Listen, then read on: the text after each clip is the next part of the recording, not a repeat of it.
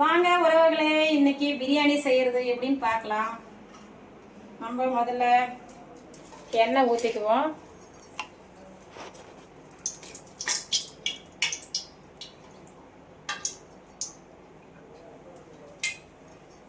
இதில் நாலு ஸ்பூன் ஊற்றிருக்கிறேன். ஓகேங்களா? எண்ணெய் காஞ்ச உடனே பட்டை, லவங்கம், ஏலக்காய் இது சேர்த்துக்கலாம்.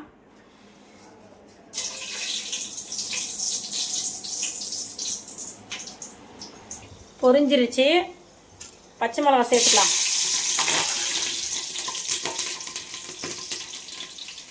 பச்சை மிளகா பொரிஞ்சிருச்சு. இப்போ வெங்காயம் சேர்த்துக்கலாம். இது வந்து 1 கிலோ நான் வந்து செய்கிற அளவு வந்து 1 கிலோவுக்கு பெரிய பெரிய வெங்காயம் ஒரு 6 வெங்காயம் போட்டுக்கோங்க. இப்போ வெங்காயம் போட்டுக்கலாம்.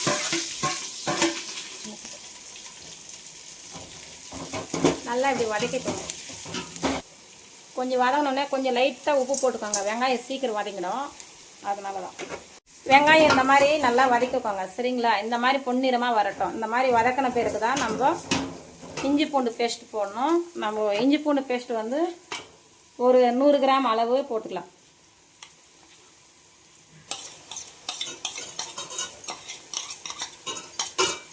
போட்டுட்டு நல்லா வதக்கிக்கோங்க. ஒரு 5 நிமிஷம் வதக்கிட்டு இப்போ 5 நிமிஷம் வதங்கிடுச்சு. இப்போ நம்ம சக்தி மிளகாத்தூள் நம்ம எவ்வளோ 1 ஸ்பூன் போட்டுக்கோங்க. 1 ஸ்பூன் போட்டு நல்லா வதக்கிக்கோங்க. நம்ம வந்து ஃபுட்டு கலர் போட தேவையில்லை. அதுக்காக நம்ம எண்ணெயில் இந்த மாதிரி சேர்த்துட்டிங்கன்னா ஃபுட்டு கலர் வந்து பிரியாணி கலர் வந்து நல்லா தெரியும். அதனால தான் எண்ணெயிலே மிளகாத்தூள் வந்து போட்டுக்கலாம். இப்போ 1 நிமிஷம் நல்லா ஃப்ரை பண்ணியாச்சு. இப்போது புதினா இலை வந்து ஒரு கைப்பிடி போட்டுக்கலாம்.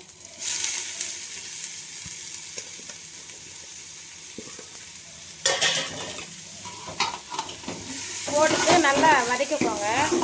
எல்லோரும் ஒவ்வொருத்தரும் ஒரு மாதிரி செய்வாங்க. நான் வந்து இந்த மாதிரி செஞ்சுட்ருக்கேன். நீங்களும் இந்த மாதிரி ஒரு வாட்டி ட்ரை பண்ணி பாருங்கள். நான் சொன்ன மாதிரி கண்டிப்பாக டேஸ்ட்டாக நல்லா இருக்கும். நல்லா வதக்கிட்டு அதுக்கப்புறம் நம்ம தக்காளி போட்டுக்கலாம்.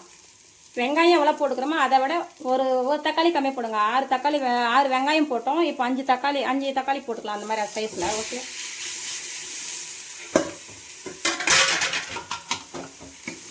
நல்லா போட்டு வதக்கிக்கோங்க. இப்போ நல்லா வதங்கிறதுக்கு கொஞ்சம் உப்பு போட்டுக்கலாம். கொஞ்சம் கொஞ்சமாகவே போடுங்க. லாஸ்ட்டில் டேஸ்ட் பார்த்து இன்னும் கொஞ்சம் மீதி உப்பு போட்டுக்கலாம். தக்காளி நல்லா இந்த மாதிரி வதக்கிட்டுங்க. அதுக்கப்புறம் நம்ம சிக்கன் போட்டுக்கலாம். இன்னும் கொஞ்ச நேரம் வதங்கணும். நல்லா கிரேவி மாதிரி வரணுங்க. அந்த ஸ்டேஜில் வந்து சிக்கன் போட்டுக்கலாம்.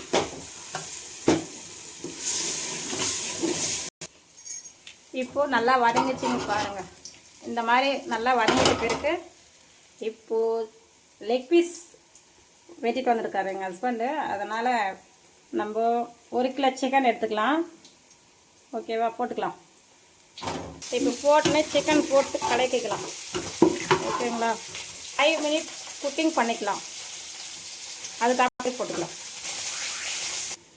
இப்போ நல்லா வதங்கிச்சு சிக்கனெல்லாம். நம்ம தயிர் போட்டுக்கலாம். 100 கிராம் தயிர் ஊற்றிக்கோங்க.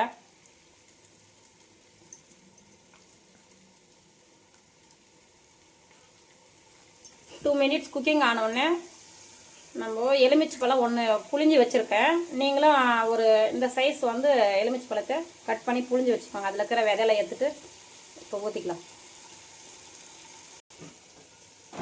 இப்போ தயிர், லெமன் எல்லாம் ஊற்றிருந்தாலும் ஒரு 2 மினிட்ஸ் வதக்கியாச்சு. இப்போது 1 கிலோ அரிசிக்கு தேவையான 1 டம்ளருக்கு 2 டம்ளர் தண்ணி விதம் ஊற்றிக்கலாம். இப்போ தண்ணி ஊற்றியாச்சு. இப்போ இதுக்கு தேவையான உப்பு நம்ம போட்டுக்கலாம். நம்ம டேஸ்ட் பார்த்துட்டு போட்டுக்கோங்க.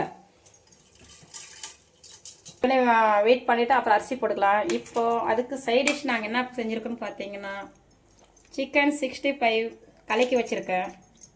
பொரிக்கும் போது உங்களுக்கு காமிக்கிறேன். இப்போ தண்ணி கொதி வந்துச்சு. இப்போது அரிசி தண்ணி கழுவிட்டு இந்த மாதிரி எடுத்து வச்சுருக்கேன். போட்டுக்கலாம். நல்லா கொதிச்சு வந்துச்சு. 3/4 வேக்காடு வந்துச்சுங்க. இப்போ நம்ம கொத்தமல்லி இலையை தூவிக்கலாம்.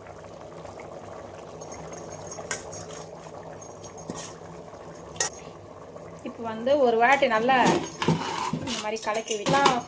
அரிசி போட்டோன்னே டேஸ்ட்லாம் பார்த்துருங்க. அதுக்கப்புறம் இந்த மாதிரி ஒரு வாட்டி கலக்கி இப்படி பண்ணிட்டு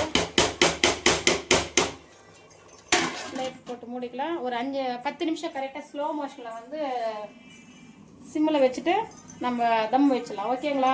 பாருங்கள். அப்படியே சிம்மில் வச்சுட்டு நம்ம இந்த மாதிரி குண்டானில் தண்ணி வச்சுக்குவாங்க. ஒரு சிம்மில் வச்சு ஒரு 10 நிமிஷம். அதுக்கப்புறம் நம்ம பிரியாணி ரெடி ஆகிடும். எப்படி இருக்குதுன்னு சொல்லிட்டு அப்புறம் பார்க்கலாம். ஒரு 10 நிமிஷம் பார்த்து உங்களுக்கு காமிக்கிறேன். வெயிட் பண்ணுங்க. Chicken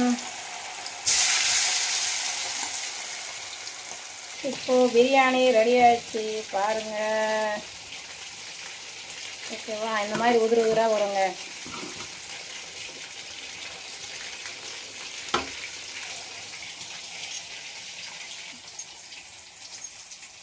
chicken பொரிச்சாச்சு.